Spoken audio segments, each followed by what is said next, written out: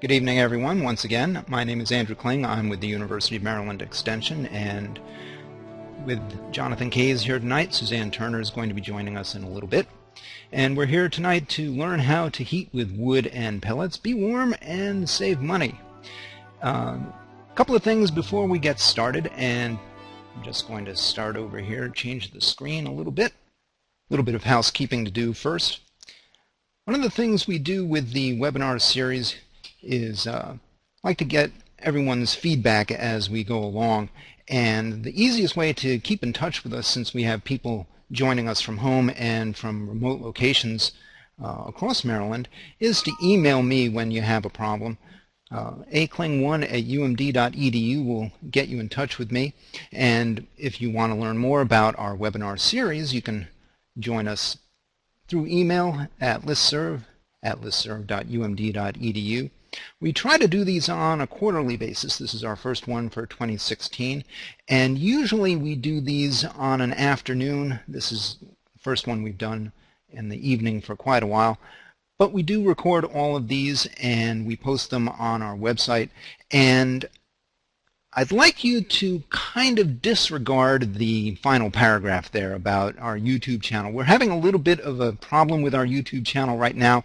You can go and see the previous webinars and a number of other videos that we have, but right now there's a bit of confusion as the University of Maryland is changing over to many things Google, and I'm working with IT to make sure that everything that's there now gets used and transferred over. And speaking of our website, if you've not been to our website, I heartily encourage you to go there. There's all sorts of great information at extension.umd.edu/woodland. You'll find all sorts of information about how to take care of invasive species on your property, how to deal with various tax issues, as well as information about our Woods in Your Backyard program, which is going to be changing quite a bit because we've just recently revised our Woods in Your Backyard guide, and you can learn about that on the website as well. You can also find us on Facebook. Go to UMD-WSE at Facebook, and you'll find a lot of interesting things about woodlands and protection, and we try to give a broader scope than just Maryland, try to have national and international matters there as well.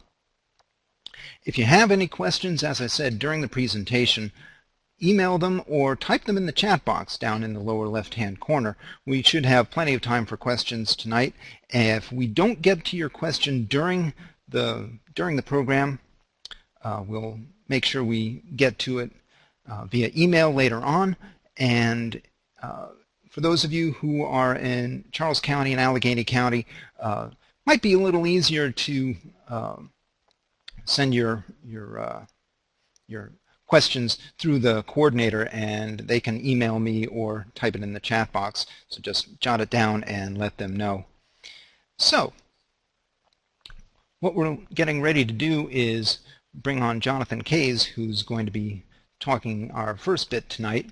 So when Jonathan, if you're ready, we're going to go ahead and get your microphone ready, and we will bring on Jonathan. Let me bring up his presentation there, and I will mute my microphone and let him take over. Okay. All right. Welcome. My name is Jonathan Kays. I'm an extension specialist with the University of Maryland. I've been a wood stove user for approximately 40 years, and the purpose of this webinar is basically to kind of, for folks who are interested in learning how to use wood and pellets, kind of give a broad overview. That's my job here today. Look at opportunities and some of the things that, as a homeowner, residential user, you need to think about prior to getting into this, as well as just talk a little bit about the Maryland Energy Administration program that's also an incentive to pay for the cost of stoves. So I'm going to cover a lot of ground, take approximately 35 to 40 minutes, I think, and after that we'll be joined by Suzanne Turner with Survival Products, which is a wood stove store down in Salisbury, Maryland, and she is actually a wood stove retailer, and she deals with people coming in her store all the time asking questions about stoves, and This will be an opportunity for her to kind of go over a few things, the common questions that people have, but this is a real opportunity for you as well to ask questions, and the easiest way to do that probably is through the chat box. And so after that is done, and we'll answer questions for a good bit, I'm going to come on for about another 10-15 minutes at the end and just give a little update on outdoor wood boilers and on how that's working in Maryland. I know there's a lot of questions that people have about what's legal and just some things in terms of best practices to get the most efficiency out of outdoor wood boilers. And that'll be it. We'll have a little evaluation, and we should be done well before 9, I suspect. Again, as I go along, if you have any questions, I would just encourage you to please type in the box. I'll keep my eyes there in case there's any questions about something you don't understand. So at each of the sites, as well as for the people who have are viewing from home, you received kind of a packet of resources. Andrew mentioned our Woodland Stewardship Education website, where a lot of these materials are housed. 2 other sources I encourage you to check out for information are the Alliance for Green Heat, which is a nonprofit which is interested in advancing residential wood energy, and they've done a lot of testing. They're involved in a lot of things and with the residential wood burning, and they have a lot of resources there, and they have a regular newsletter that comes out, so you may be interested in that, as well as the Hearth, Patio, and Barbecue Association, which is the trade association for the wood retailer industry. So with that, I'm not going to, these are the list of the fact sheets that basically were in the materials that you received, and they should be easily accessible off of our website. And again, Andrew mentioned our website, Woodland Stewardship Education. If you look there, you'll see there's a wood energy tab on that website as well, where all the stuff is nested, and some introductory videos and some other things. So with that, what I'm going to do here, I think, is just kind of freeze my video. There we go. The real challenge with wood, I think, is the fact that it has a bad reputation as kind of a dirty fuel. It's really not. The technology, with clean burning technology for residential wood, has increased remarkably over the last decade or two. And the smoke that you see coming out here is what's given a bad name. But we've really moved beyond that, and the technology that's available is out there. But the issue too is there's a lot of older wood burners out there, and one objective of this. Of the Wood Grant program with the Maryland Energy Administration is to help replace some of those older stoves. So this is an issue. There's no question about it. So the question comes up, why heat with wood? Well, heat, quality, and warmth. I think people just like the feel of wood, the atmosphere it provides. And I have kind of a little tongue-in-cheek there about marital strife, but one of the things a lot of people argue about is thermostat, and the cost that it has to heat the whole house with either fossil fuels or whatever. Wood provides an opportunity to provide a deep kind of warmth that you typically don't get from some other things. So I think that's a real positive thing, just the ambiance that comes from being by a wood stove and the family atmosphere. And there is the money aspect, no question about it. Now with fossil fuels at record low prices, some of those things have evaporated a little bit, but I don't suspect that fossil fuels will remain low cost forever. And so this is really truly a way for the average family, middle or lower income family, to really save energy dollars, is using wood and pellet technology. Unlike solar panels and wind energy, which are much higher cost for the most part. And then there's the whole issue of energy security. People are, losing power for a number of reasons, and having the ability to actually keep their houses warm is something that people really prize in terms of, protecting themselves. Now, as we'll mention, wood stoves, of course, require no electricity, but, pellet stoves do. So that's an issue, but we'll discuss a little bit what some of those options are. Also, using available wood resources. A lot of people have access to firewood, either on their property or through other avenues. So 60% of people that use wood, basically cut their own wood. So there's an opportunity to save a good deal of money there and utilize a resource. There's the federal tax credit, which has been extended, for renewable energy as well. So there's an opportunity to take advantage of that. And then there's just the side of exercise and recreation. you get out, moving wood, getting out in the middle of the winter, getting outside, having some activity. There's something to be said for that. As well as, of course, just being renewable. And one of the things that I think that's been missed over the years is that wood is a renewable resource. And in many cases, there was such a focus on solar and wind and geothermal that that's forgotten. And I think to the credit of many, there's the recognition of wood and the clean energy technology that's come along to support it. So wood is the fastest growing residential heat fuel. In Maryland, between 2000 and 2010, it's grown by about 33%. And you can see it's even grown faster in some other areas of the country. So even though relatively few people in Maryland, maybe a little over 1%, use it as a primary heat, 10% use it as secondary heat. So it is a large source of energy for the average residential home. And in many cases, this is overlooked.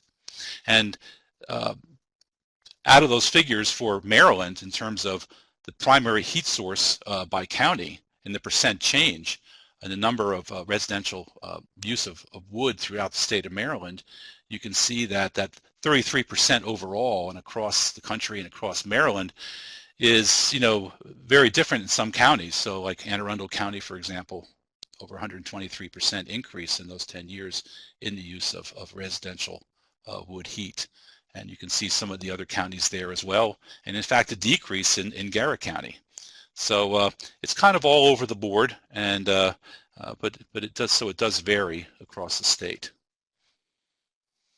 The other thing that's mentioned here is that when we think about renewable energy at our residences, we tend to think about solar and geothermal, but about 80 to 85% of the renewable energy that's produced in the residential environment comes from wood. Use your firewood or pellets. So wood is the main source of the renewable energy that's produced in residential homes and is provided there.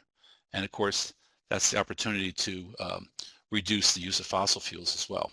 So these are just a couple of little tidbits and facts. The real issue that comes with wood is that most of the equipment that's out there, a lot of it is outdated and polluting.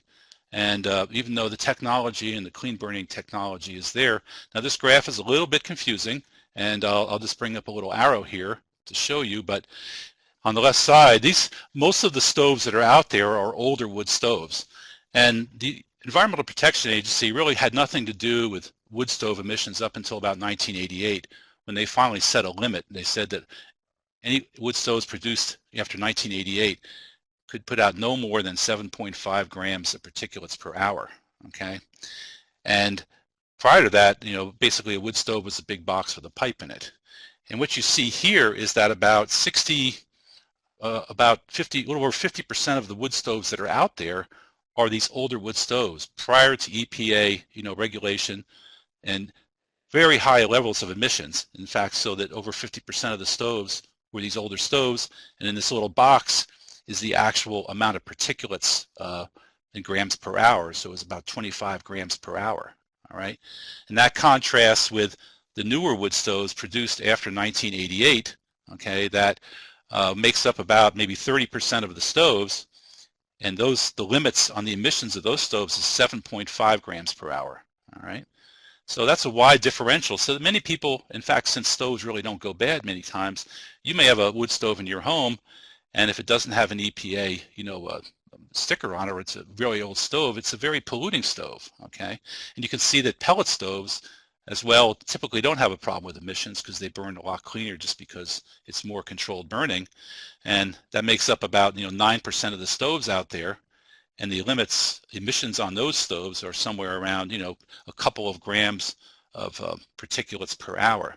So this is maybe one of the big issues that's out there, is that many of the wood stoves that are out there are outdated, and they do put out high levels of emissions. And that becomes an issue in some areas during the winter months, especially where there's valleys and other things, and you can get inversions and things like that. So one of the focuses of the Maryland Energy Administration program is not just to replace fossil fuels for renewables such as wood, but also to replace those outdated stoves that are more polluting.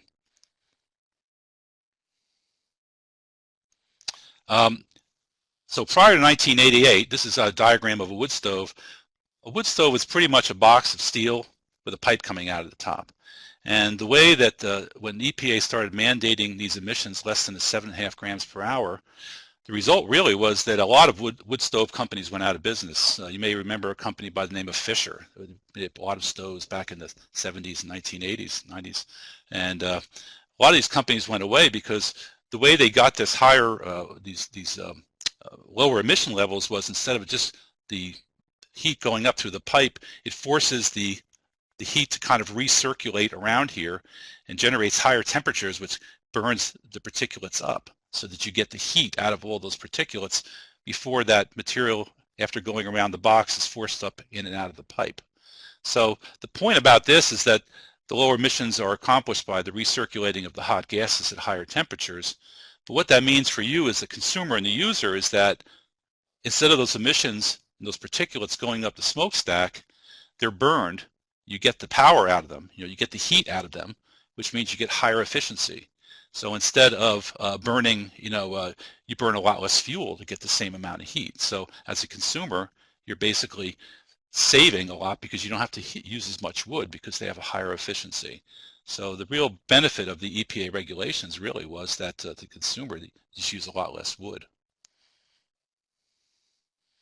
And again, if most stoves that are EPA regulated after 1988, you should have some type of tag on them. And perhaps the better way to tell is if you look in there and all you see is a box and a pipe out at the top, that's probably an old stove.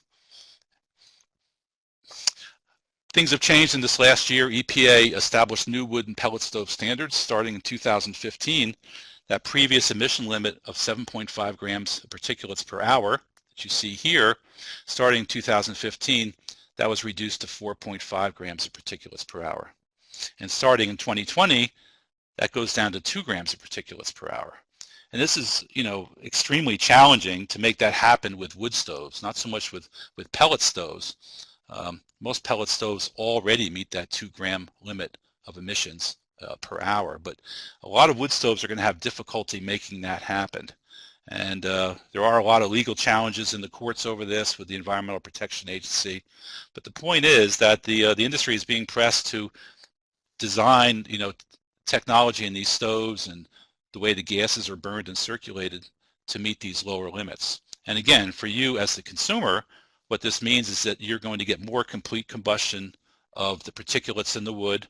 You're going to get the maximum amount of energy out of that wood that you're putting in there, so that that's a better deal for you. You use less fuel, okay? So you may have been reading about this in the news, and I'm sure you're going to read a lot more about it.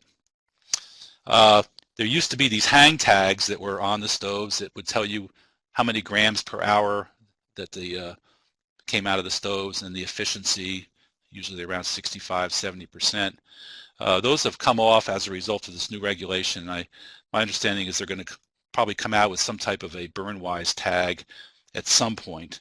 And for stoves that meet the 2020 limits, they may be able to use these tags. A lot of this is kind of up in the air right now. But the point is, if you go to a wood stove retailer, they can kind of explain what's going on with this whole situation. But the idea is that most stoves are going to tell you how much of an area they can heat, how many BTUs they put out, and what level of emissions they have. And this is something you can discuss with the retailer. The way we measure heat, you'll see it expressed on tags and descriptions of what kind of heat a wood stove puts out is BTU, and you've probably heard this, British thermal units, and that's the heat created by burning necessary to raise the temperature of 1 pound of water to 1 degree Fahrenheit. So all combustible materials have a BTU rating. So for example, if you have a cord of oak firewood at 20% moisture, that if it's burned, it'll put out about 24 million BTUs. And likewise, we know that a gallon of gasoline, like you see here, is about, or fuel oil, I'm sorry, is about 40,000 BTUs. And you see the values for propane and natural gas and so on. The thing to remember with wood, especially we're talking about firewood here, is that With higher moisture, that means you get fewer BTUs out of that wood to heat your home, because the wood actually has to use that heat to burn off the moisture before you can actually get the benefit of the heat that comes from it. So we're going to use this term BTU, and it's kind of just a measure of the amount of heat that a stove can produce, or the amount of heat that will be produced by burning that different type of fuel. Just to give you an example of how wood stove efficiency can affect fuel cost is shown here. Probably one of the most inefficient ways to heat your house is with a fireplace.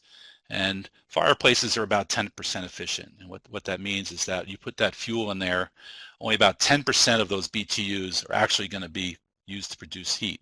The rest of it just goes up the chimney.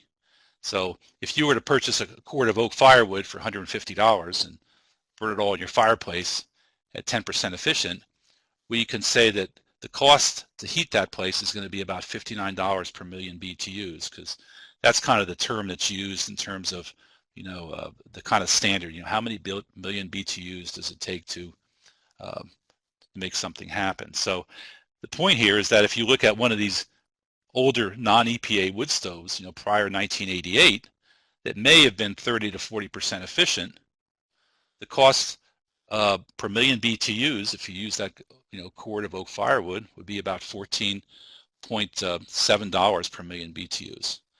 And you contrast that with one of the newer EPA wood stoves post 1988, they're typically around 65–70% efficient. The price goes down to about $8.5 per million BTUs. So the point is, efficiency is very important. And that was the point I was making earlier, that the more efficient the stoves are, the more the heat you get out of the combusting of that wood, and the less fuel you have to use, the less often you have to stoke the stove and all that kinds of stuff. And of course, you're not getting the emissions. You're getting much lower emissions, and that's much better for the environment. One thing to consider when you're developing or buying a stove is where you're going to use it. Most home heating systems, you heat the whole house. One of the advantages of a standalone wood stove or pellet stove is that you typically put it in the room you want to be heated. Instead of heating the whole house, you're heating that room where you spend most of your time, the main use areas. So actually, when you look over the course of a winter, you're actually using a lot less heat, in terms of BTUs, that you would use if you were heating the whole house. In many cases, you may have a wood or pellet stove. You may heat that main room, and you hopefully can find ways to circulate to other parts of the house. And you still may use your existing heating system to a certain degree. But the point is, overall, you're probably going to use less heat overall, because you're going to tend to use it. Most of it's going to be congregated in a certain portion of the house, and that's a good thing in many cases. What are the types of stoves? Well, there's the fireplace, which really is not a way to heat your house because all the heat goes up there.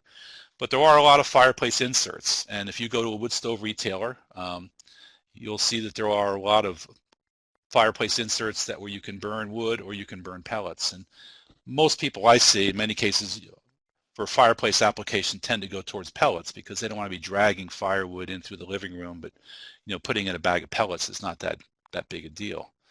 And then you can have a standalone wood stove or a pellet stove. In most cases, the problem with chimneys is that when you're putting in stove inserts or a standalone stove, and you can see over here, this is an insert. In most cases, most installations, what they will do is, instead of using the existing clay chimney, is actually put in a stainless steel pipe, the same diameter as that coming out of the stove, and run it up the chimney and cap it off. And these are just much safer, and because the pipe matches that coming out of the stove, and you don't get creosote buildup and things like that. So that's a real way to use an existing chimney. Of course, and if you don't have a chimney of some sort, then you can use some of these other materials, which, for example, stainless steel, these exterior insulated pipe. Many of the folks may live in newer homes and developments with fireplaces, and actually they don't have a clay chimney or a brick chimney. What they really have is something double-walled pipe like this, which is another way to do it, to run a chimney up. So depending upon the application will depend upon the actual cost, whether it's going to be wood you're going to have to spend a lot more on a chimney because it has to be able to withstand those high temperatures, versus that for a pellet stove, which is a relatively simple installation to exit the pipe from the house. And I have a picture here to kind of show that. One of the real advantages of pellet stoves is exactly that. You don't have to have a chimney that's able to withstand high temperatures. And if you're in an old house, or the cost to renovate an existing chimney can be very expensive, but most pellet stoves are just exited through a wall on a 3.5 inch piece of pipe, like you see right here. And the advantage is the pellet stove can pretty much be put anywhere against any outside wall as long as you have your clearances inside. So that's a real advantage to pellet stoves, a relatively inexpensive installation and a lot of flexibility in where you put the stove. Just remember though, with pellets, they have more moving parts, electronics, and there probably will be more in terms of repairs that are required at some time. But most of them are very automated, but they do require electricity, and that's I think maybe Suzanne will mention this, Suzanne Turner, when she comes on, that if you're in an area where you want to have heat, because if the power goes out, a pellet stove does require electricity to run, and while there are battery backups, that can be an issue. And the other issue you have with pellets is that most of the pellets come in 40-pound boxes.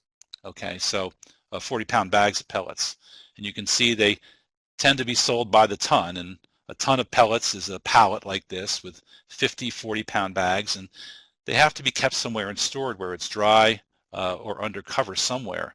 So the storage of pellets can sometimes become an issue if space is limited, because you want to buy your pellets, usually in the summer prior to the winter, because it's just better to do that way. In case there's shortages and things like that. So the way pellet stoves work is basically unlike a wood stove. Basically you put wood in, and it's pretty much takes care of itself. There's not a lot of electricity involved. A pellet stove has an auger. You can see it basically right here. Here's your pellet bin. You have a little auger here that spins around, brings the pellets up, drops them down a tube, takes them into this burn area by a grate, and then the heat that comes from that controlled burn is forced out by a blower, which is forced out of the stove into the room.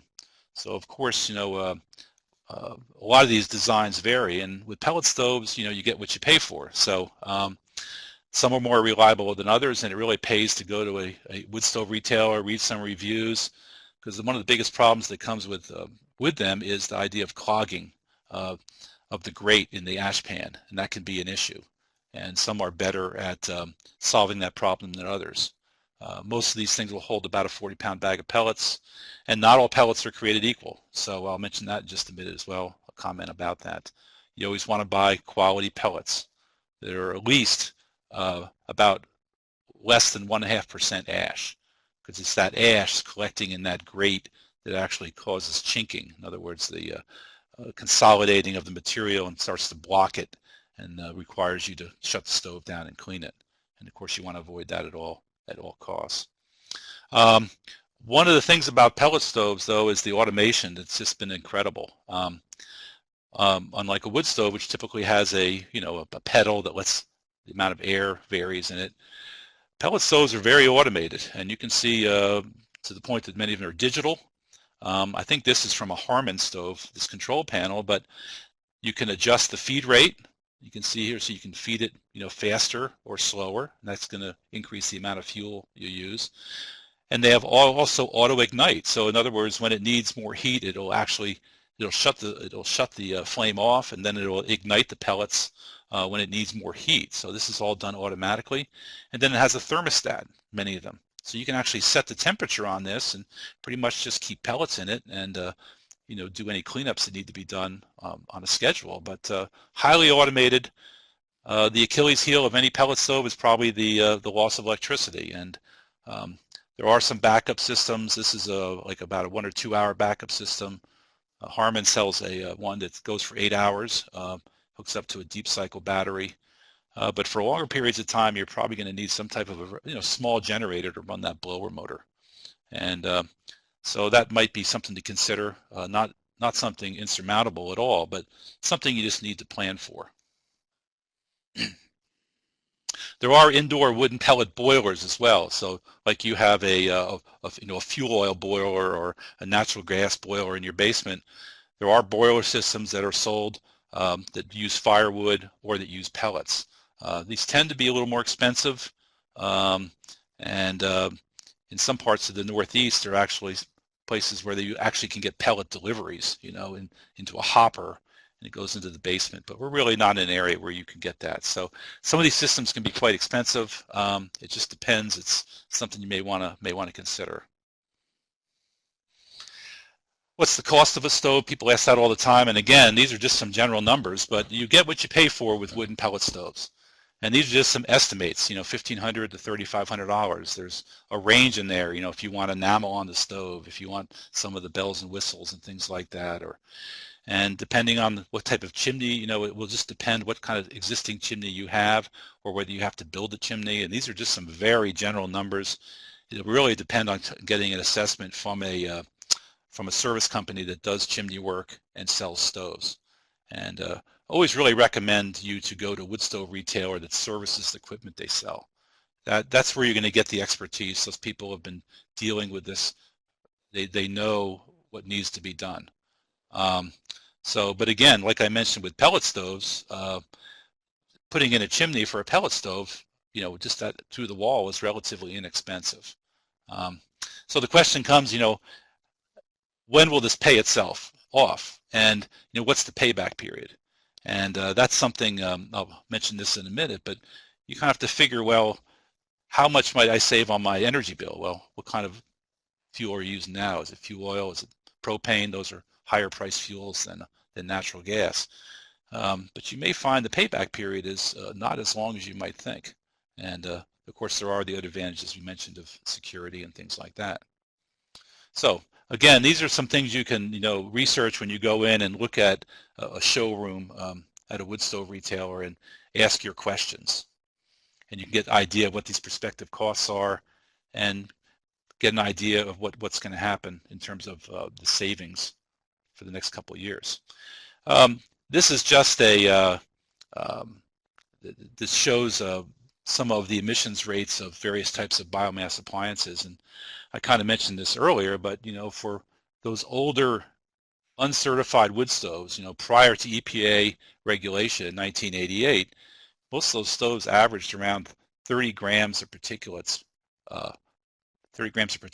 emissions per hour. And these newer stoves, non-catalytic stove, and I'm not going to talk about that too much, but basically are 7.5 grams, and that's gone down to, I think, 4.5 now. So there's definitely been a reduction in the amount of emissions. Just to give you how that contrasts with outdoor wood boilers, older outdoor wood boilers are called phase 1 boilers, are somewhere around 161 grams of particulates per hour. And the new phase 2 boilers, which I'll talk at the end of this program, are down around 18.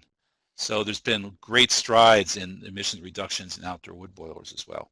And it's only these EPA outdoor wood boilers with the 18 there that are the ones that are allowed to be used in Maryland right now, be sold in Maryland. The other ones are still grandfathered. Advice on buying a wood stove, like firewood or pellets, best to usually buy a new stove. Secondhand stoves, if you're going to buy one, make sure it is, it's EPA, one of the newer stoves post 1988 at the very least. But really the best thing to do is to go to an experienced dealer. Big box stores do sell wooden pellet stoves.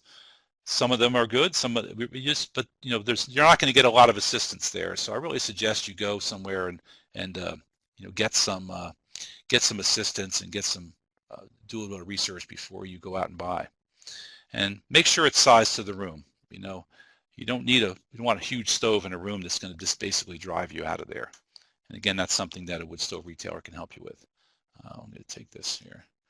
Just to give you an idea of the fuel savings that might come with heating with wood. At the bottom of here, you see a fuel calculator. There's a number of these online. But let's say you have a firewood stove. Okay, so you have 200, let's say you go buy a cord of wood, which is $225 a cord, not out of the realm of possibility in central Maryland area, and they have 70% efficiency. The fuel cost for that is about a little over $16 per million board BTUs. Well, let's say you use 80 million BTUs, and this is just kind of a standard, but it's maybe high, maybe low. That's about $1,300 a year.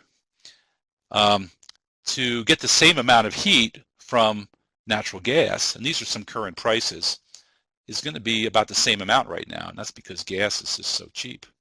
If you look at pellet stoves, about $250 a ton for pellets, which is kind of a going rate. Again, a 70% efficiency, $21, a little over $21 per million BTUs. Over the course of a heating season, that's going to be a higher amount of money, but it's less than an oil furnace. And again, as these prices come down, these figures come down. But you can use these calculators for your own situation. You can start plugging in some of these prices and seeing what fits for you. But obviously, if you're heating with propane or with all electric, this is where wood, pellet stoves really, even in the economy, in the low fossil fuel prices today, make a lot of sense, as well as with oil. So it's tough to compete against natural gas, but there are the other benefits of burning with wood. So just a couple other things to mention. Species does matter if you're going to buy firewood. Kind of the gold standard for firewood is red oak, and about a cord of red oak produces about 25 million BTUs per cord. And this table just gives you the amount of gallons that's equal to, and so on. The thing I want you just to see is that if you use some less dense pieces of wood like box elder, they may have lower amounts of BTUs per cord of wood. So the point is that species does matter, and you can look this stuff up in the internet in terms of, it's in some of the fact sheets that we have as well. So just realize if you're going to go out to do all the trouble to cut firewood, you might as well cut firewood that has a high BTUs per cord. Use your time wisely.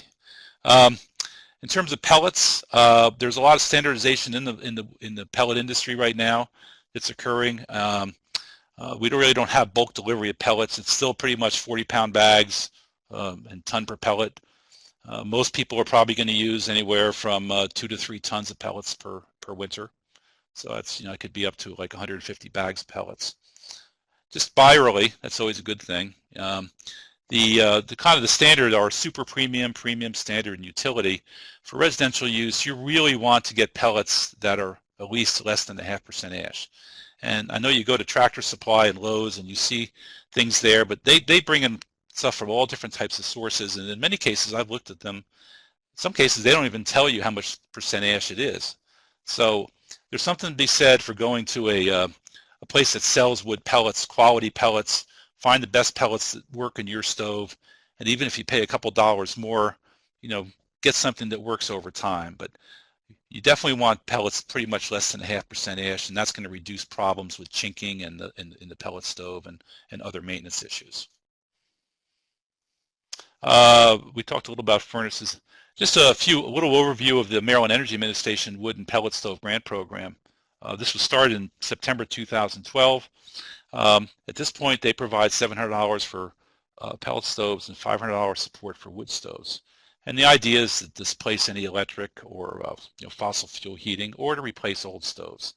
And the log stoves or firewood stoves that are eligible have to emit no more than 3 grams of particulates per hour. And actually, a lot of stoves don't do that. They have a list of the stoves, I believe, on their website to qualify, but and most of the wood stove retailers do. But most all your pellet stoves are going to register or qualify. They're going to emit that limit of no more than 2 grams of particulates per hour.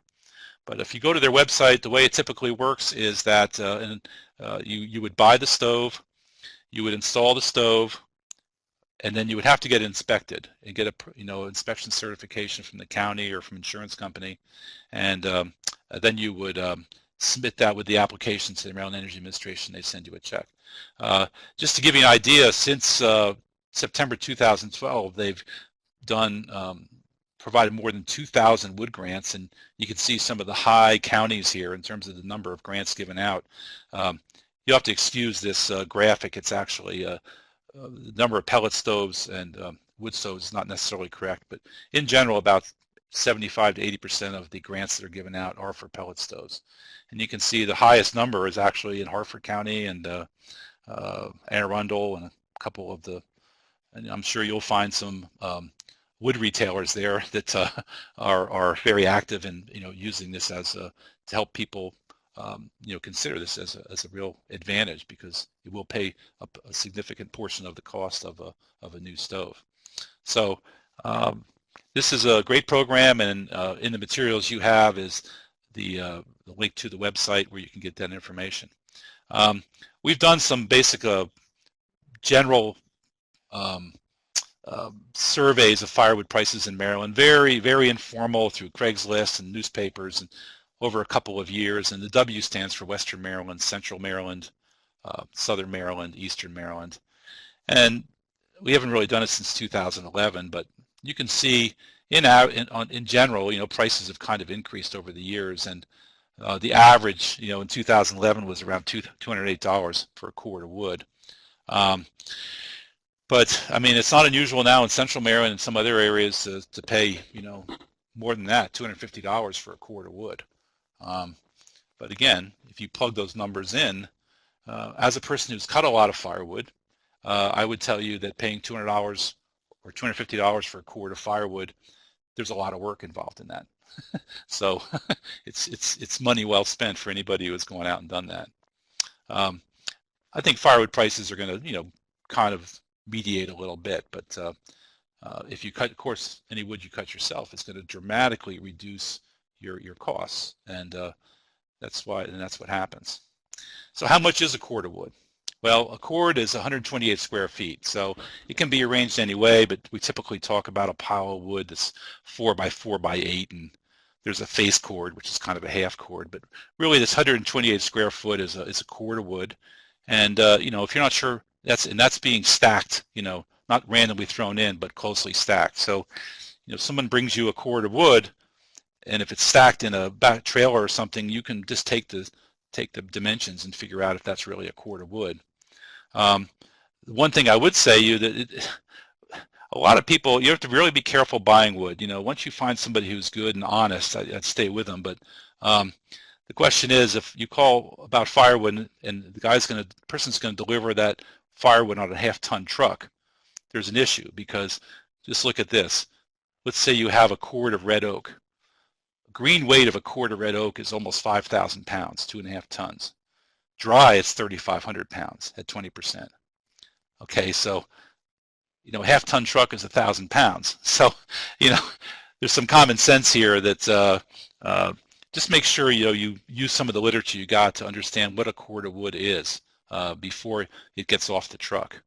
And this was actually a study that was done back in 1970s or 80s about how much they actually loaded up different trucks. This Dodge long bed was similar to kind of a full-size truck today, and this 76 Datsun pickup would be kind of like our smaller pickups, but it's randomly stacked and stacked above the gunnels. Basically, the point of this is that most pickup trucks hold from 1/5 to 1/2 of a cord of wood. It just depends on how it's stacked. So, just make sure you're actually getting a cord of wood. And it looks like a lot more than it really is in many cases. So just, buyer beware. And when you start going into places like sourcing firewood from Craigslist or local papers, it's good to find a reputable dealer. My experience in dealing with a lot of folks is that there's just a whole lot of variability, and it's you just have to be careful. The biggest issue with buying firewood is buying wood that's seasoned. There's so much misunderstanding about this. Most wood, hardwood, requires at least 6 to 9 months after it's split and covered to dry down to 20% moisture, which is what you want. And if you're on the Eastern Shore, where it's even moister in Southern Maryland, you're talking about a year, because wood doesn't dry as fast. So if you call up and I've had this happen, yeah, I just split the wood a month ago. It's well seasoned. Well, it's not well seasoned. And so be aware that if you're going to buy firewood, in many cases, you shouldn't have the expectation you're going to be able to burn it right away unless you're buying from somebody who's kiln dried the wood or it's actually guaranteed. So, and you want to cover your wood. You don't want to encapsulate it. You just want to keep the water, the rain off of it, but you want to allow the air to circulate amongst it, and that's how it dries. You can kind of see how wood dries. When it's fresh, there's no cracks in it, and Once it starts drying, you'll see the cracks forming. And the really true way to tell about that is to use a moisture meter. You can buy these at a lot of wood stove retailers for about $25. And the way it works is, if you're going to get some wood or you're just checking your own wood, you take a piece of wood, you split it, you stick the 4 prongs into it and take the moisture on it. And before it comes off the truck, because once that wood comes off the truck, you're probably stuck with it. So is it a full cord? Check the moisture. You know, these are things that you need to check as a consumer. But I seriously recommend, even if you cut your own firewood, to get one of these moisture meters. And I think you can even buy them at some of the at the hardware, you know, like Home Depot and Lowe's and places like that as well. So because your wood stove is going to operate so much better than it does when the wood is down to about 20% moisture. We did a firewood study a few years ago where we took hickory trees, and you can see here we laid them out. We split some of them, and the others we left in full rounds. After 1 year, okay, this wood was nicely, whether it was covered or not, actually, it was dry to about 20% moisture. These ones that were unsplit, when we split them and used the moisture meter, they were still 30 to 35% moisture. So the point is, wood really doesn't start to dry until it's split. Okay, so that's something just to keep in mind.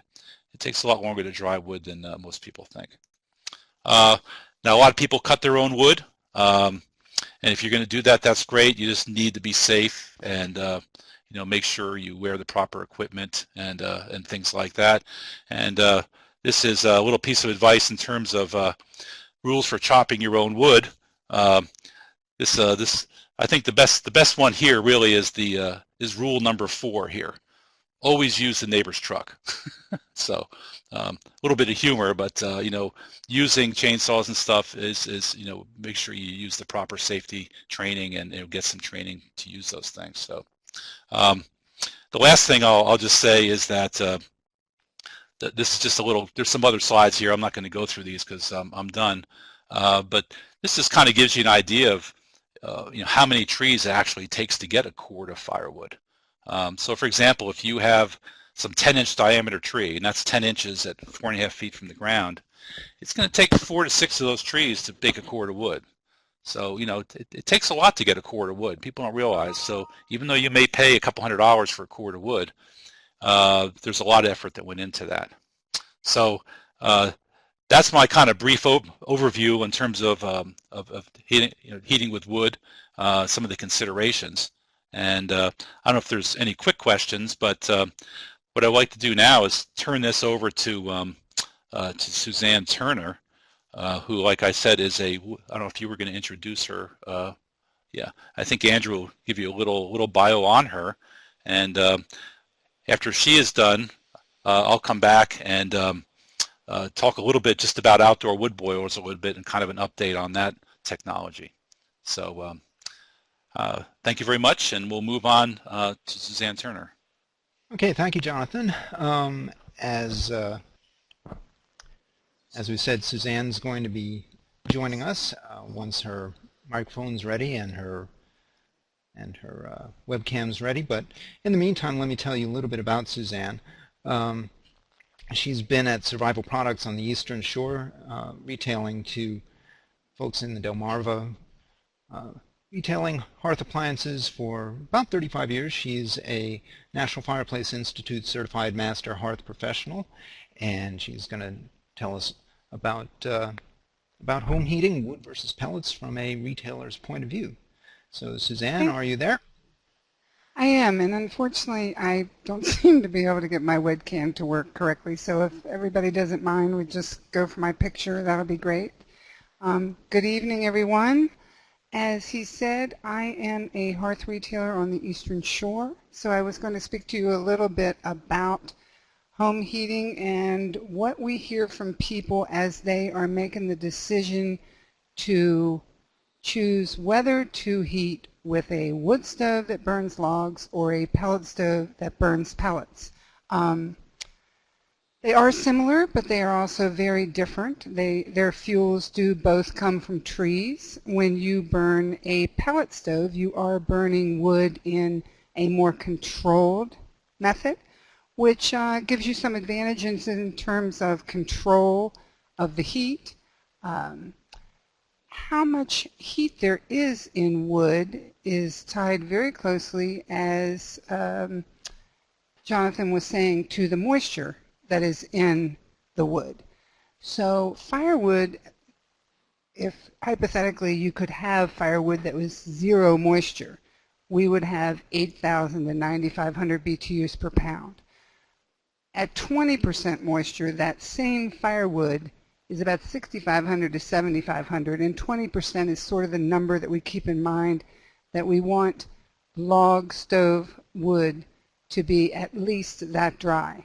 That BTU content, as he mentioned, also varies by species. So with firewood, there is quite a bit more inconsistency in the heat than we do see from wood pellets. Generally speaking, pellets are always going to be at a 5 to 10% moisture and approximately 8250 in BTU per pound. So that fuel is more consistent in its heating ability. So when we see someone come in and they are pondering which kind of fuel, and of course we have people ask every day, which is better? And there actually is no answer to that question. It's a matter of what works best for you. And when you look at the considerations that are involved in that, it is different from person to person. So in terms of cost, firewood, where we are, we have a lot of people on the Eastern Shore who have property, who are able to cut their own firewood. Some of them would consider that fuel free. I had a couple in here the other day who the man was bragging about the fact that he could get all the firewood he needed for free, and his wife laughed and told us about his $50,000 pickup truck and his splitter and all the equipment that he had bought, and the fact that he spends every weekend in the woods. So there's a cost involved. It may not be a cash out-of-pocket outlay, but there is a cost involved with firewood and whether it's available to you. Pellets, the importance of buying off-season is very important. The pellet industry cannot supply everybody in the fourth quarter of the season. So if everyone decides to wait until November, December, January to buy their pellets, there would not be enough pellets. So most pellet stove retailers will have a program, and you purchase your fuel in the springtime so that you have it and you're ready to go for the winter ahead. But in terms of cost, if you are purchasing firewood, it's probably going to be about the same for the fuel itself. There are the grants like the MEA grant and the federal tax credit that are a big help in the cost. But in terms of comparing the two, the fuels are not going to be a whole lot different. The initial cost of the appliance, generally speaking, the pellet appliances tend to be more expensive than the stick stove appliances, but the venting tends to be less expensive. So oftentimes it's a wash between the two fuel types. Zone heating. We find that a lot of people are not really looking to heat their entire home with a pellet or wood stove. Most people seem to live in that space between the television and the refrigerator. A lot of households, that's about 1,000 square feet. They really and truly do not want the entire house to be the same temperature. They want the bedrooms and to be a little cooler. So zone heating actually can work to their advantage, as opposed to a system that has one thermostat and heats the whole house to the same temperature. So that's one of the main ways that people save money, in that when they are using a pellet or a wood stove, they're not necessarily bothering to heat the entire home. Convenience. There's no question that the pellet stove is somewhat easier to do. You see the lady pouring the pellets in here. That's generally something that gets done once, maybe in real cold temps twice a day. And you can fill it in the morning and go to work all day and set a thermostat on it, and the burn times are longer than what we can generally get from a wood stove. The clearances to combustibles around a pellet stove are generally a lot less than the space that we need to allow for a wood stove. With a pellet stove, we do not have the high external surface temperatures because we are depending upon a convection system and a heat exchanger to bring the heat into the room, as opposed to a wood stove where we are wanting the radiant heat off the bottom of the body of the stove. I see where someone has a question about, do pellets require more weekly maintenance? Generally speaking, yes. Depending upon the pellet stove, there are some designs that are what we call more forgiving than others. If you have a pellet stove that has a burn pot in it that needs to be emptied, as opposed to a pellet stove, for instance, like a Harmon, that burns on a ledge, where as the new fuel is fed into it, it pushes its ash off the front edge. They tend to need to be cleaned out less frequently. So somewhat there is more weekly maintenance, but you're not loading and tending it to it on a daily basis as frequently. So I think that most people think it's about a wash, assuming good quality pellets and a good quality appliance. It is true that the pellet stove does require electricity. Now I know there are certain areas, most especially in Western Maryland, where you folks see a lot of ice and wires coming down. Here on the Eastern Shore, we lose electricity much more frequently to summer thunderstorms than we do to winter. We don't have the snow and ice load on our wires, so that really is not a big issue for us. But I understand from talking to some dealers in other areas in the state that that can be a big consideration. The venting, once again, as Jonathan said, you do not need to have a full vertical chimney like you do with a wood stove. And if anybody has any questions throughout this, don't hesitate to jump in here. I'll try to keep my eye on the chat box there. Storage and dealing with the fuel itself. Pellets, although they can be stored outside, we advocate storing them in a sheltered spot. If they do get wet, they are ruined. It is true that you can tarp them and that they certain covers that can go over top of them, but when you run outside and the wind is blowing and it's 12 degrees and you take the tarp off of it to get a couple bags of pellets, if you're not lashing that back down to the pallet, then next thing you know, the tarp is blown off and the pellets are getting wet. So most people keep them in a garage, a shed, someplace where they are able to be stored dry.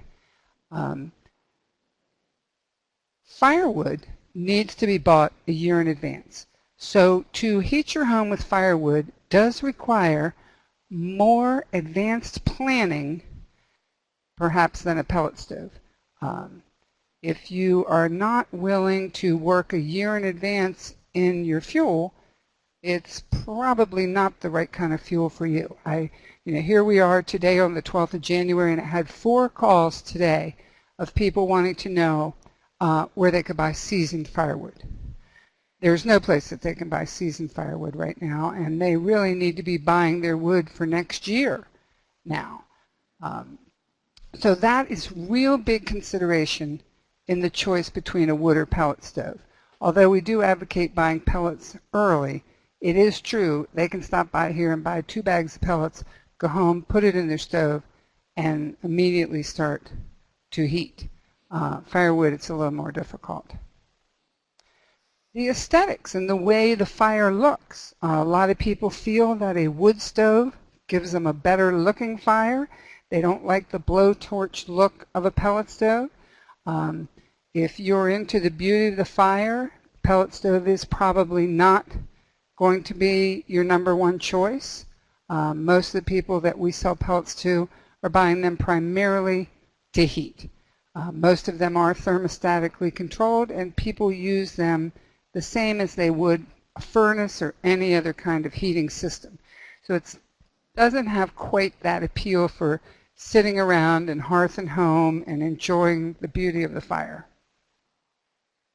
I don't know if anybody has any other questions about how to go about making a choice between a pellet or wood stove. For Maryland residents, the MEA grant has been a huge help in terms of people being able to, by the time you do the grant and you do the federal tax credit, which has just been reenacted, that amounts to $1,000 on a pellet stove. That's real money, and that is real help with getting going with it. Does anyone have any questions? All right, great. I will give it back to Andrew, I guess. Okay. Yeah, and Suzanne will hang on for a while in case something comes up and you have a question. Feel free to type it in, and we'll have time as we go along. But I'm going to turn things back over to Jonathan. He's got a few more things to talk about. Talk about outdoor wood boilers, some best practices there, and when he's done, keep your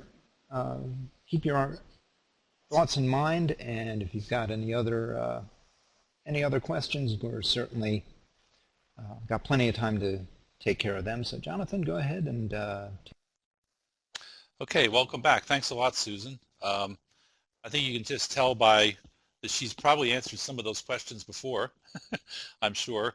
But I would say again, one of the best things you can do as a prospective consumer and buyer is to go into a professional wood retailer like Survival Products, or in the area of the state that you may be, and really look at the different stoves in the showroom and ask the questions you need to ask. And I think that's really the way you'll learn for the most part. I'm going to transition a little bit. We're actually way ahead of schedule, which is great, I'm sure. There is a question: when does the Maryland tax credit end in January 2016? Actually, it's an ongoing program with the Maryland Energy Administration. Initially, it started out as a pilot program, but basically it's just been established, as far as I know, with Maryland Energy Administration as an ongoing program.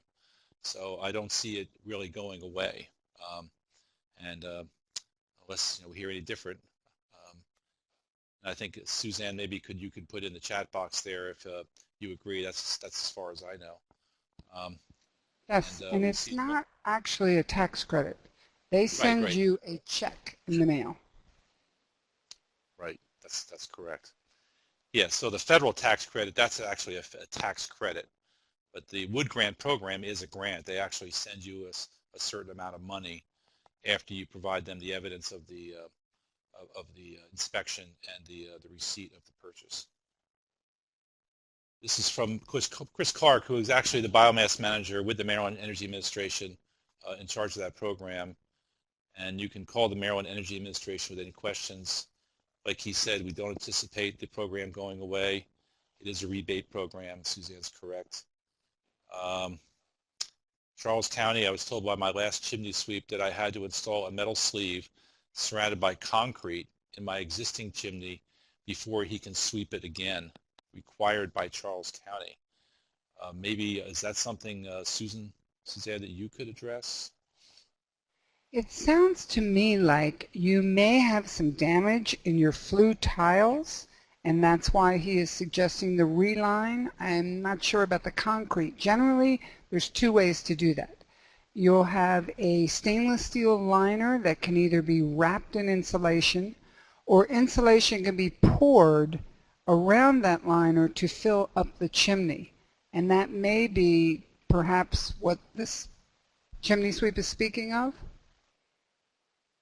I don't know if perhaps the person would want to say that's generally why a chimney sweep would tell you that you must have some sort of a structural problem in there. Uh-oh. Okay. Looks like somebody might have trouble with audio. Okay. Someone asks here if can you get, and again, that's typically the way most of these inserts are done on chimneys, right? Suzanne, is actually a stainless steel flexible tube of some sort, and then it's capped at the top It's insulated. and insulated, right? Person had a question about, can you get a credit if you use oil heat? I have an existing fireplace that I would like to put a wood insert in. And actually, Nancy, that's actually the whole purpose of the program, is for folks like yourself that use oil heat. Yes, then you could use that wood grant towards the purchase of a pellet or a wood stove insert. Wouldn't that be correct, Suzanne? Yes, that is correct. She would be displacing oil, and that would make us very happy. That's right. And again, this grant is such that, too, if you have an older wood stove, that it can be used to replace that as well. Chris Clark, MEA, on our grant application, we have a list of required permit requirements for every county. If it's in doubt, call the permit office. So that'll be very helpful. How much is the federal tax credit? I believe it's $300. Yes, for qualifying appliances. So your manufacturer will issue a certification certificate for appliances that qualify. And you'll need that certificate and a copy of your paid receipt. And then just include that with when you do your taxes. And it's basically a tax credit that you can take right off the bottom line. Okay. What causes the creosote buildup? What happens on the flue liners? Yeah, what happens there is, if the chimney is cool, when the hot gases hit it, it condenses into the form of creosote. And that's why the venting in today's stoves is so critical, because now that we have wood stoves up in the 80 percentile efficiency, we're only putting 20% of the heat into the flue. So we need to keep that flue enclosed in the heated envelope of the house as much as possible and keep it as hot as possible. And that will reduce your creosote buildup. And I would just give you a little anecdotal thing here personally. I've heated with wood, like I said, for many years, and I had a house which had a clay liner, which was 11 by 17 or something. Ooh. And we had a chimney fire, because what happened is that from that 6-inch pipe that came out of the wood stove, it went into this big chimney, and of course what happened is all those gases cooled, and then all the creosote dropped out into the chimney. So most cases, I mean, I think you're much better off having, if you have a clay liner chimney, is actually to have a stainless steel pipe put in that's the same size as that coming out of the wood stove, so you maintain that heat all the way to the top of the roof. Okay. Might be a little bit off topic, but do you have any thoughts on wood versus geothermal heat? Well, you're going to spend a lot more on geothermal heat. Yeah. I mean, with geothermal heat, you're basically digging into the ground and taking the heat out of the ground. Piping systems, and those are many thousands of dollars. So it's a whole different animal, as far as I could say. I'm not sure if Suzanne, you have any comment on that? I really don't know much about geothermal heat other than what you just said, that it is very expensive to install, and that you are, the installation cost is very expensive. The good thing about a wood stove or a pellet stove is when you move, now they are heavy, but you can take it with you. You can't do that with a geothermal, so if you invest in geothermal, which could be easily $20,000, you have to barely do the calculus to see if it's really worth it for you to make that investment, whether you'll pay it back. There's white oak was not mentioned. How is it rated compared to other woods? Excellent. Red oak, white oak, they're both excellent woods in terms of the amount of BTUs they put out. Could be a little off topic, but there are rebates related to you're right. Related to geothermal heat. John is very correct. It is expensive, and the payback is much longer. So one thinks it's informative. That's great. Okay. Any other questions we can have? I'll move on. What I have on outdoor wood boilers shouldn't take more than 15 minutes at the most. So just a couple of things to think about. We have another person typing in. Can a gas fireplace be replaced with a pellet stove? Yes, it can. We do those by the hundreds. We'll get people who buy a house. The builder has put in a gas fireplace. They get the first $600 or $700 propane bill, and then they call and want to have us we can take out the gas fireplace and put in a pellet insert in its place, because many of the pellet insert appliances are tested and listed to be done as built-ins in addition to going into existing wood-burning fireplaces. So that is a change that can be made. Okay. What are the features that distinguish high-end from low-end pellet stoves that one should consider? Great question. Yeah, it is a really good I'll let question. you handle that. You want to look for a stove that has a good heat exchanger in it. A lot of the low-end pellet stoves you will find have no heat exchanger at all. They just have an open cavity above the firebox that the heat blows through. But that's not the same as where there's an actual heat exchanger that absorbs the heat of the firebox and the blower blows the heat through it. That's one thing. Thermostatic control is generally something that comes on a higher end pellet stove. Safety features like snap discs and those kinds of things tend to be on better quality. Some of the high-end stoves now, Harman has a stove that has touch control that makes it very easy to do maintenance. It reminds you of things. It tells you when the hopper's low. Those kind of bells and whistles that would distinguish like a low-end car from a Lexus. Doesn't necessarily take you to work any better, but it's got more bells and whistles. But the heat exchanger is going to be the one thing that will really affect the amount of fuel that you're going to burn through it. Because when you look at the BTU on an appliance, that's generally an input figure. So that's how many pellets you're going to put into it. That's not necessarily speaking of the heat that you're going to get out of it. And having a good heat exchanger is going to allow you to burn less pellets. Does a chimney cap affect the draw of the chimney? It can.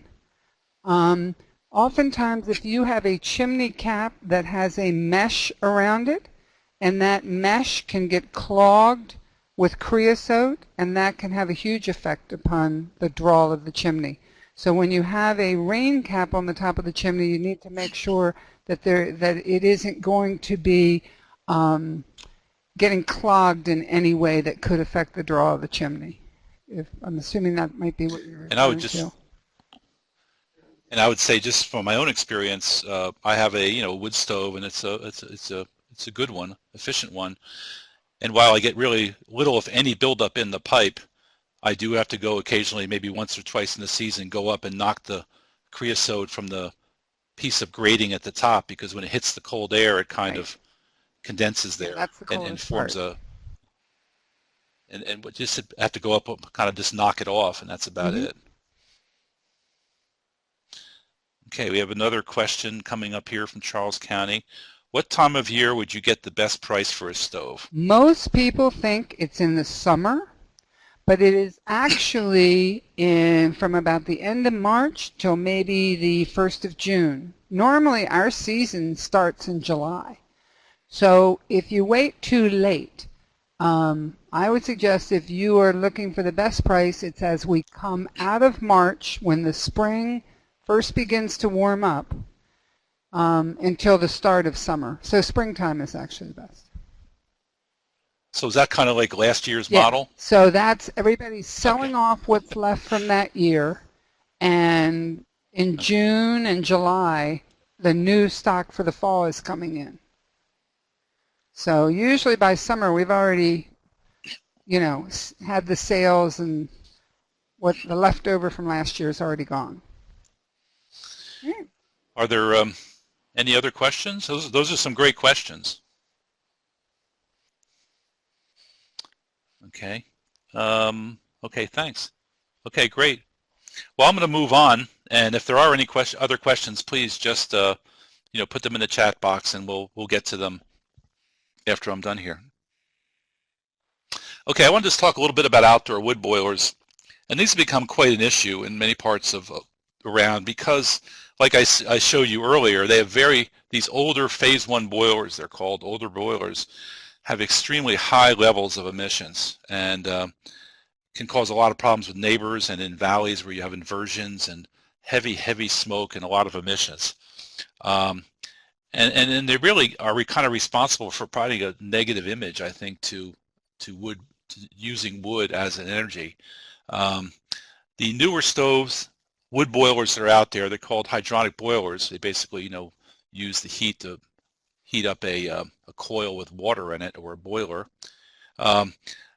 But the newer stoves are EPA phase 2 stoves, and these are a magnitude better than these older units. And that's the only thing that's really allowed for installation in Maryland.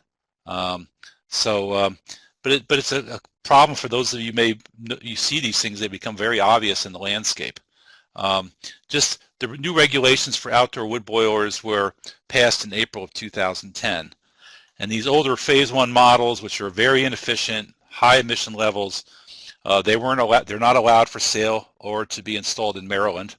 And although they're grandfathered, so they may continue to operate. Okay, so that's an important consideration. That doesn't mean you can't use them.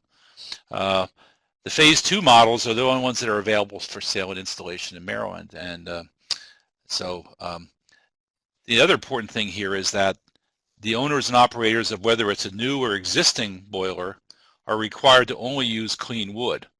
And clean wood is, or wood pellets or if heating oil is fuel, that's a little different. But so this means clean fuels, which is defined as doesn't include garbage, tires, asphalt products, manure, carcasses, a lot of brush and stuff like that. So the important thing here to understand is that if your county receives a complaint about smoke and emissions and things like that, they're obligated to go out and talk with the operator about it. In many cases, some concessions may have to be made, and if that person is operating that stove and not using what is considered clean fuels per the regulation, and there's a link there to more information about that, then there could be fines. There's usually some type of some type of accommodation. They're going to have to make some type of changes so that other people aren't inconvenienced. So just because the older stoves are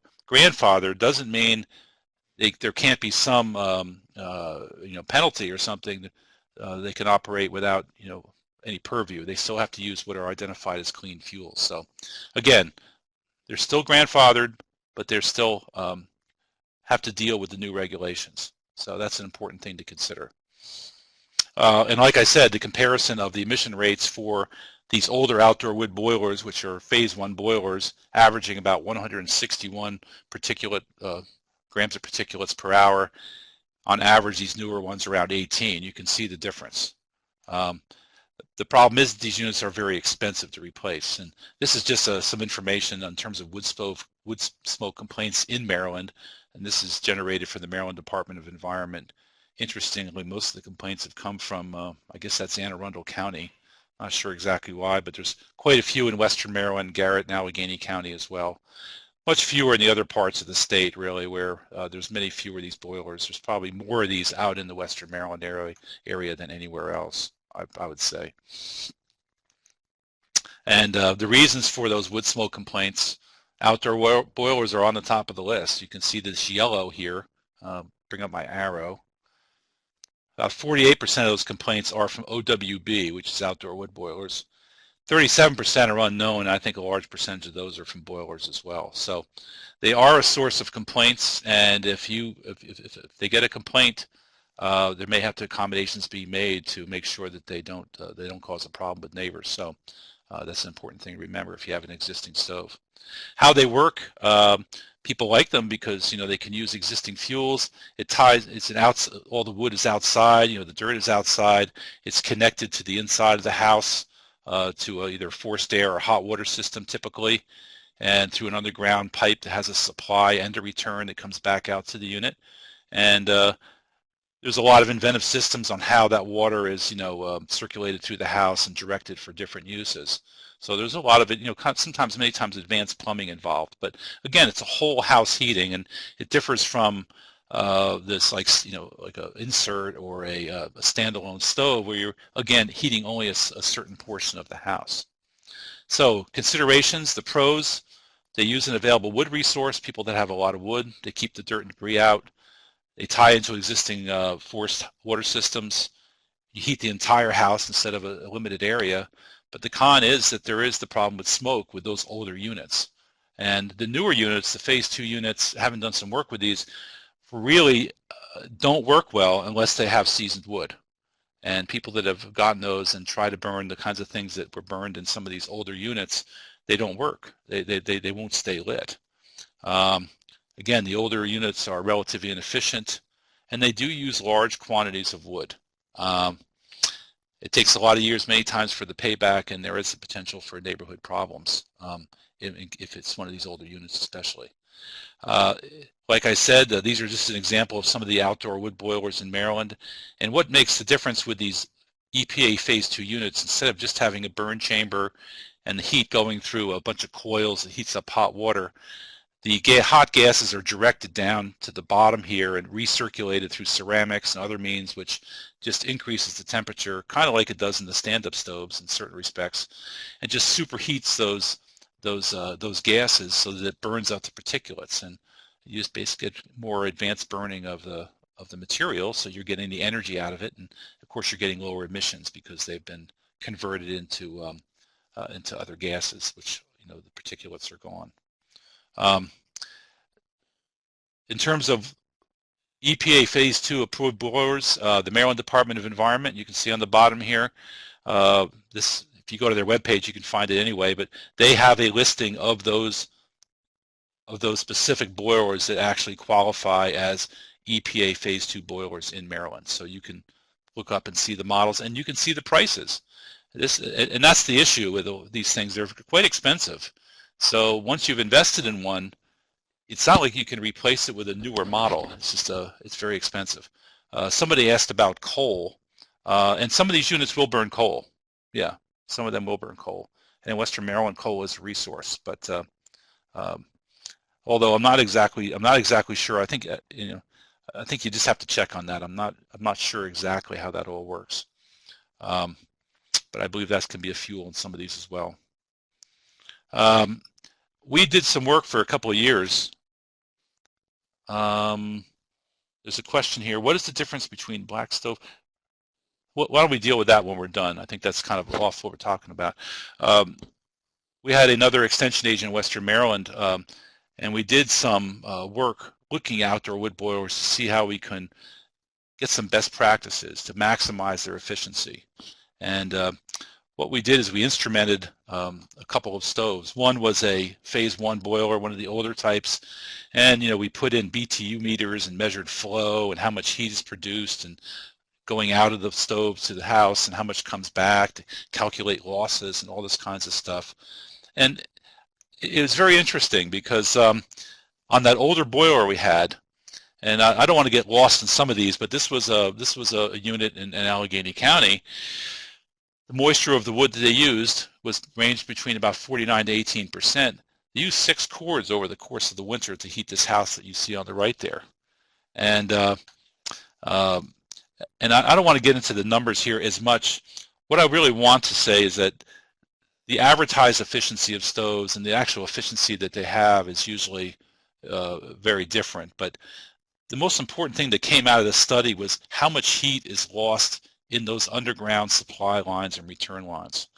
In this case, there was about a 20% loss of the BTUs produced by that stove by going through the ground, and they were insulated.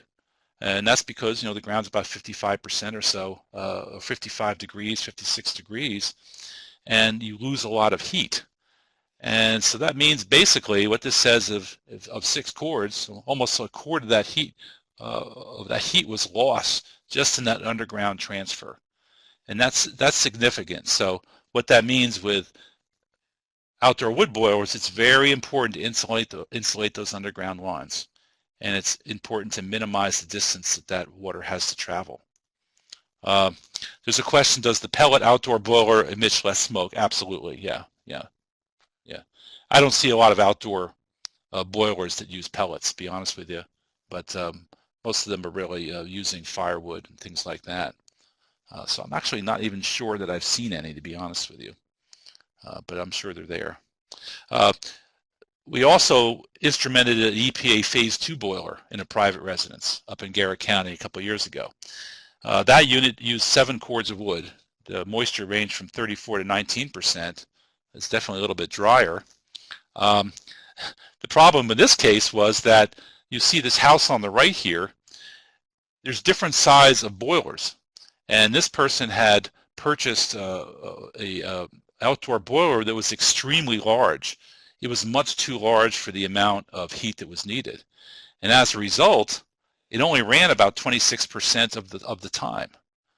This is an extremely inefficient way. These boilers only work at their best when they're running full bore. When they're working at very low levels, they're extremely inefficient. And in this case, and this had some of the best insulated underground piping that was available, there was about a 10% loss of the BTUs in those supply and return lines.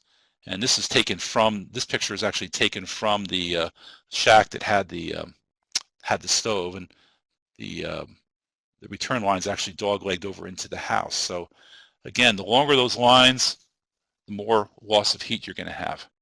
So this kind of led us to a couple of considerations, and what we realized, we come back to this whole issue of seasoned wood.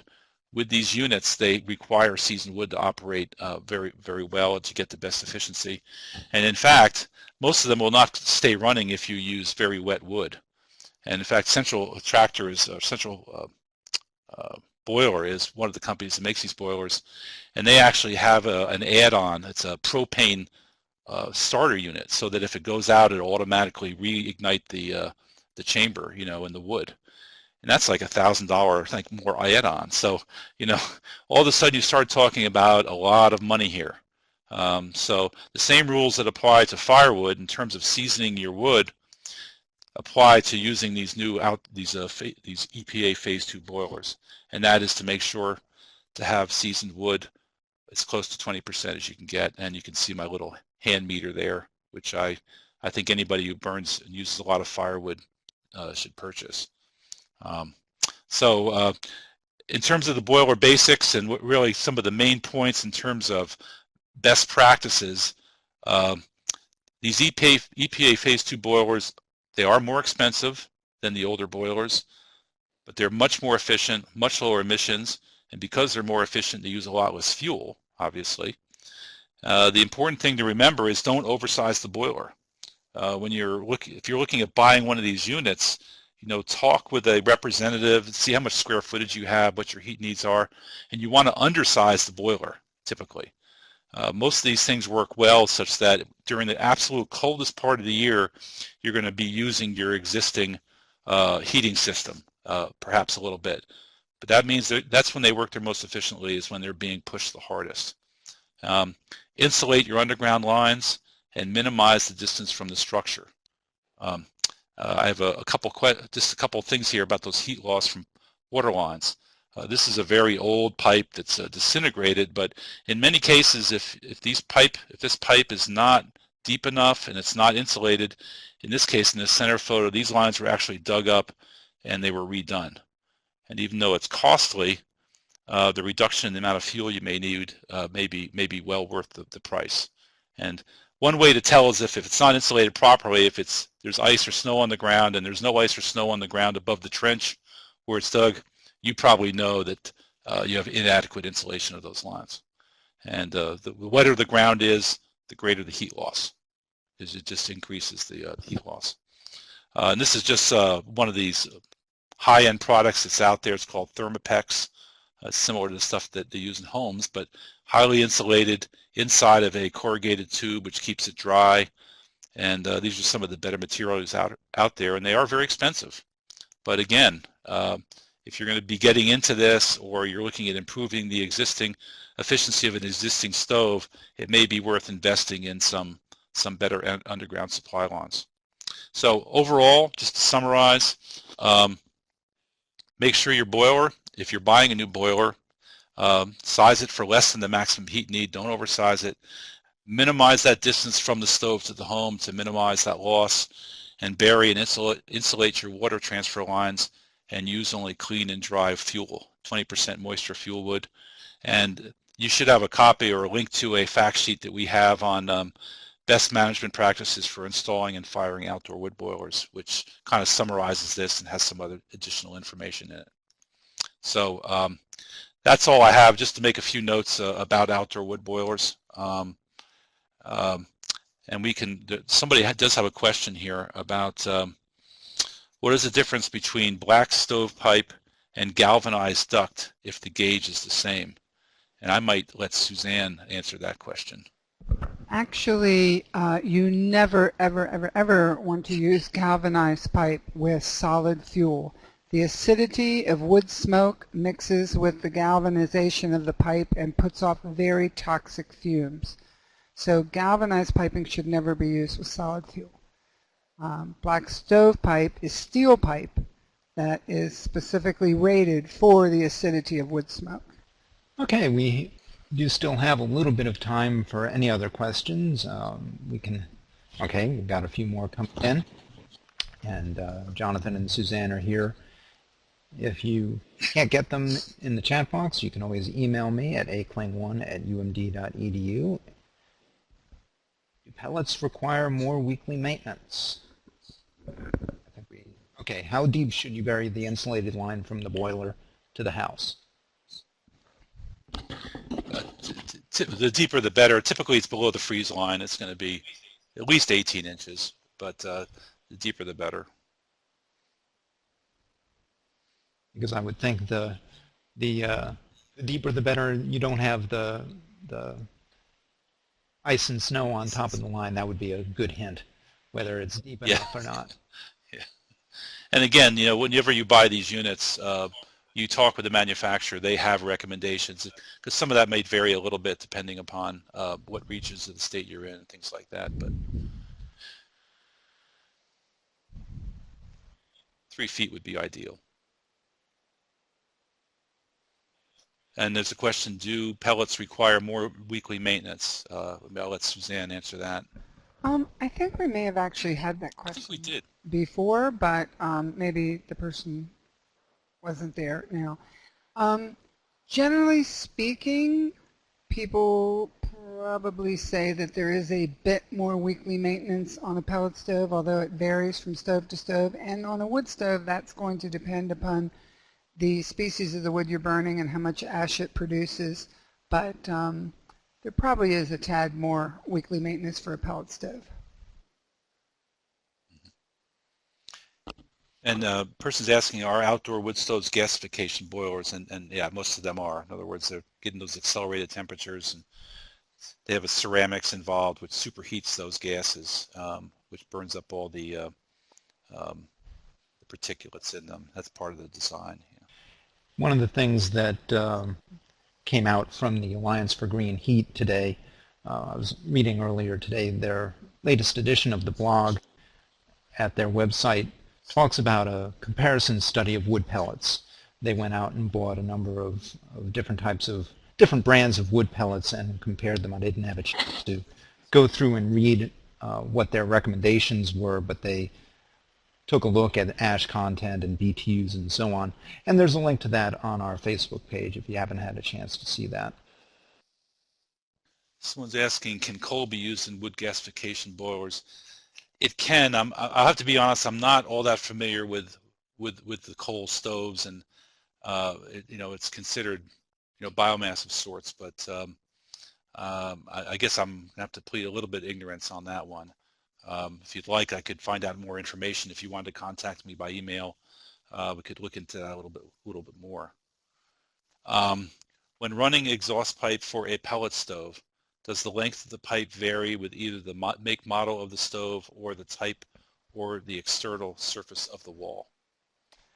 Different pellet stove manufacturers suggest different scenarios of venting, although all pellet stoves are minimally approved for straight horizontal venting out the wall. We see very little. We really don't do any more of that anymore. We like to see at least 5 feet of height. So when it goes through the wall, then we get 5 feet of height, and then we'll snout it away from the wall, generally at least a foot. It's not so much because of the temperatures as it is we don't want the breezes to be throwing the soot that comes out of the end of the pipe back onto the siding. So it's more of a decorative consideration than anything. I hope that's what you were asking. Somebody else typing a question here.